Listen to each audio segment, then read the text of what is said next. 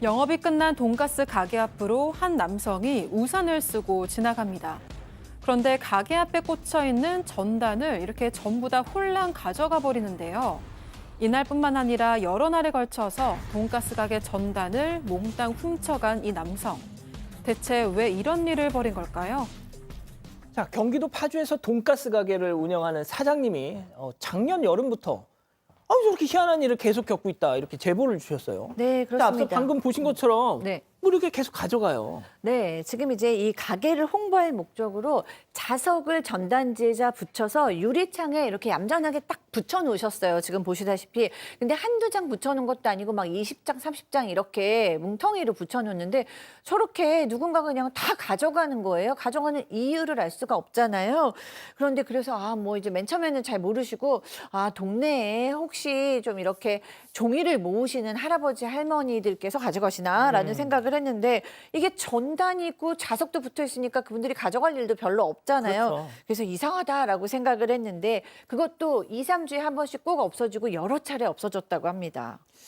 자, 팀장님 저거 뭐 팔아가지고 무슨 대단한 무슨 돈을 벌 것도 아니고 말이죠. 좀 많이 황당하셨겠어요. 그렇습니다. 그래서 범인을 잡기 위해서 아마 사장님이 형사 기질이 좀 있었던 것 같아요. 그래서 영업이 끝난 뒤에 그 범인이 나타날 때까지 숨어 있었던 거죠. 즉 잠복 근무를 했는데 그것도 하루 이틀이지 잠복 근무 상당히 힘들거든요. 그래서 잠복 근무에서도 범인을 현장에 잡지를 못하니까 그러면은 CCTV를 설치하겠다 싶어가지고 가게 안쪽에서 밖으로 비칠 수 있게 CCTV를 설치해 놓고 나서는 뭐라고 썼냐면 24시간 CCTV 녹화 중이라 써놨습니다. 써놓은 이유가 뭐냐면은 자 저걸 붙여놓고 써놓게 되면은 CCTV가 있다는 거 알면은 훔쳐가는 사람이 뜨끔해가지고 당연히 훔쳐가지 않겠죠. 그리고 만약에 훔쳐갔다 하더라도 CCTV에 그 모습이 찍히기 때문에 나중에 범인을 잡을 수 있으니까 잘 샜다 해가지고 혹시 범인을 잡을 수 있을 것이다 라고 기대를 하고 있었던 것이죠. 자, 이 사진 좀 계속 잡아주세요.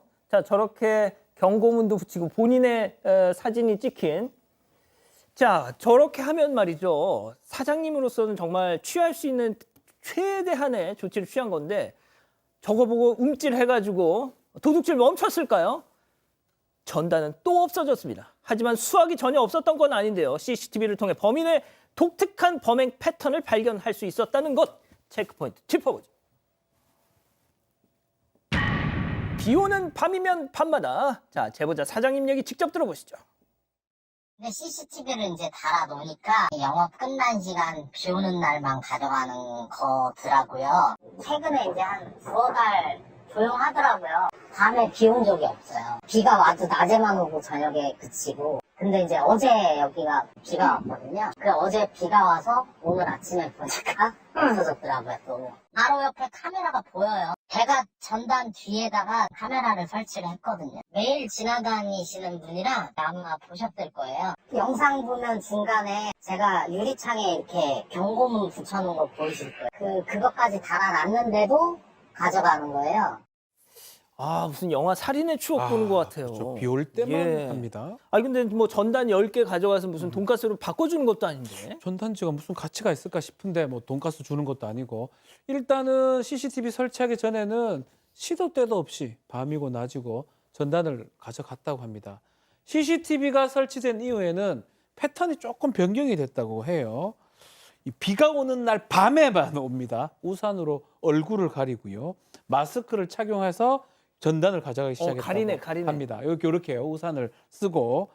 그래서 사실 CCTV 설치하고 첫 범행을 목격했던 사장님이 그 옆에 경고문을 또 써놨습니다. 빨간 글씨로. 마지막으로 경고합니다. 라고 써놓고 얼굴 찍힌 영상 갖고 있으니까 더 이상 가져가지 마시오. 라고 붙였는데 경고문이 있거나 말거나 전단 절도 병행 이어졌다고 하고요. 한동안 그래도 좀 뜸했다고 해요. 최근에 다시 또 전단이 사라졌다고 하는데 왜요? 이유가 뭘까요? 몰라요. 최근에 비가 내렸어요. 비가 안 올 때는 안 하다가 비가 오면 또 했던 것 같습니다. 야, 이거 거의 과학이네요. 네, 그런데 이 비가 오지 않는 밤에 범행을 한 적이 딱 한 번 있었습니다. 이 사장이 왜 그랬을까 생각을 해보니까요. 그날은 오후까지 비가 오다가 밤에 그쳤던 날이었는데요. 오. 비가 오지 않으니까 범인은 우산을 쓰지 않고 걸어오고 있었는데 가게 바로 앞에서 우산을 펼치고 얼굴을 가리고는 전단을 가져갔다고 합니다. 사장은 조금 전까지 비가 왔으니까 누군가 잠깐 우산을 써도 이상하지 않을 거라고 범인이 판단한 게 아니겠느냐 이렇게 추측을 하고 있고요. 비 오는 날을 고르는 것 말고도 시간도 밤 9시 40분에서 10시 사이 그리고 옷도 이 등산복 점퍼 차림에 늘 똑같은 가방을 메고 우산으로 얼굴을 가리면서 범행을 했다 이런 공통점이 있습니다. 이렇게 CCTV가 설치되기 전인 지난해 여름부터 최근까지 절도 행각은 10여 차례가 이어졌는데요. 사라진 전단은 최소 200장에 달한다고 합니다. 자, 한두 번도 아니고 CCTV 설치하기 전부터까지 합치면 10여 차례, 무려 200여 장. 자, 그냥 넘어가기엔 좀 괘씸하더라는 겁니다. 경고문까지 붙여놨는데도. 자, 매일매일 비가 오지 말라고 빌 수도 없고 말이죠. 그러던 차에 이 사장님 눈에 범인이 딱 걸리고 말았다는 거죠. 우산에 마스크까지 쓴 범인의 얼굴, 도대체 사장님은 어떻게 알아본 걸까요? 제보자 얘기 들어보시죠. 제가 안 없어진 날도 본 거예요. 이 사람이 언제 움직이나 제가 촉이 와서. 보니까 다른 날도 지나가더라고요. 옷차림은 똑같았고. 네. 여기가 동네다 보니까 그분이 가는 걸 제가 봤어요. 저국 사람인가 긴가민가가 아니고 그분이 맞아요. 제가 CCTV를 하도 돌려보고 해서 이제 그 사람인 걸 알았거든요. 1층 현관에서 그 사람을 마주쳤어요. 엘리베이터 올라가시는 거예요. 저는 나오는 거고. 아, 그러니까 정말 교수님, 네. 진짜 아까 뭐 은배 팀장님이 말씀하셨잖아요. 형사 같다고. 네. 그 CCTV를 다 보셔가지고 아니 뭐 네. 그걸 그냥 탁 뇌리에다 박아 놓으셨던 거야. 그러니까요. 이 사장님께서 이제 딱 촉이 온 거예요. 아, 이 사람이 꼭 비 오는 날만 온 게 아니라 분명히 비 오지 않은 날도 왔다 갔다 했을 것이다 라고 해서 CCTV를 다 보고 이제 누군가를 딱 아셨어요. 그런데 배달을 갔다가 그 사람을 딱 본 거예요. 그래서 아, 저 사람이구나 라고 딱 알았는데 아는 체는 안 하셨대요. 그런데 그 후에 며칠 후에 또 비가 왔는데 아니나 다를까 또 똑같이 없어진 거예요. 이 사장님께서 너무 화가 나서 경찰에 신고하셨다고 합니다.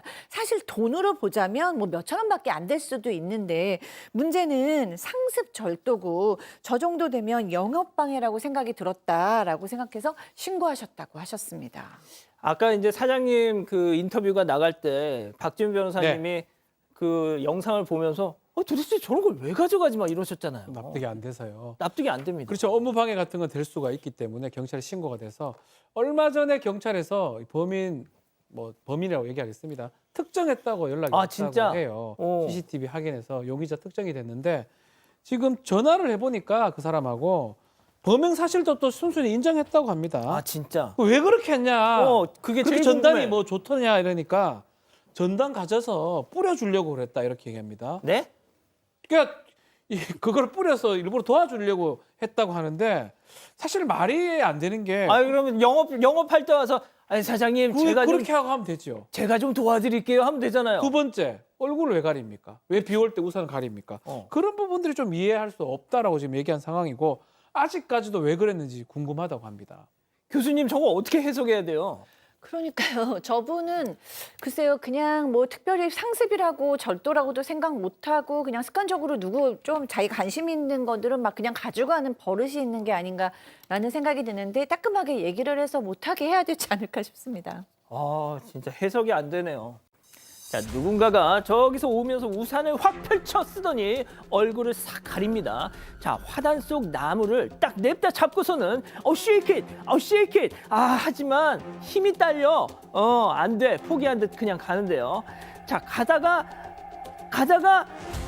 아니야, 완전 내 스타일이야. 이렇게 미련을 못 버린 듯 다시 백도를 하더니요. 자, 도로를 쭉 내려오더니 다시 나무를 다시 잡고 위아래로 shake it 으라차차 신봤다 그제 기어이 뽑아 들고 우산을 계속 쓰고 가나요? 예, 접었어. 자, 이거 뭐 딱 봐도 작정을 했어요 지금.